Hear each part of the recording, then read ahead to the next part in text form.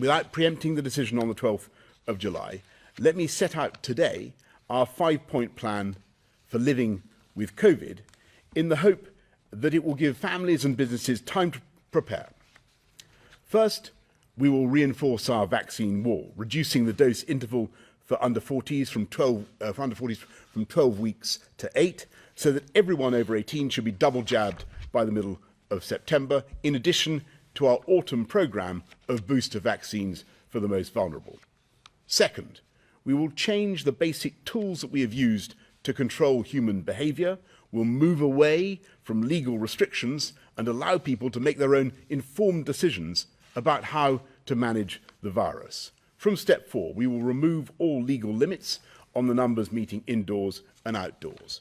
We will allow all businesses to reopen, including nightclubs. We will lift the limit on named visitors to care homes and on numbers of people attending concerts, theatre and sports events. We will end the 1-metre plus rule on social distancing and the legal obligation to wear a face covering, although guidance will suggest where you might choose to do so, especially when cases are rising and where you come into contact with people you don't normally meet in enclosed spaces, such as obviously crowded public transport. It will no longer be necessary for government to instruct people to work from home, so employers will be able to start planning a safe return to the workplace. There will be no COVID certificate required as a condition of entry to any venue or event, although businesses and events can certainly make use of certification, and the NHS app gives you a COVID pass as one way to show your COVID status.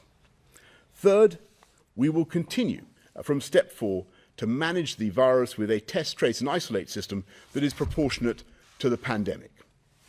You will have to self-isolate if you test positive or are told to do so by NHS Test and Trace. But we're looking to move to a different regime for fully vaccinated contacts of those testing positive, and also for children. And tomorrow, the Education Secretary will announce our plans to maintain key protections, but remove bubbles and contact isolation for pupils. Fourth, from step 4, we will maintain our tough border controls, including the red list, and recognising the protection afforded by 2 doses of vaccine, we will work with the travel industry towards removing the need for fully vaccinated arrivals to isolate on return from an amber country, and the Transport Secretary will provide a further update later this week.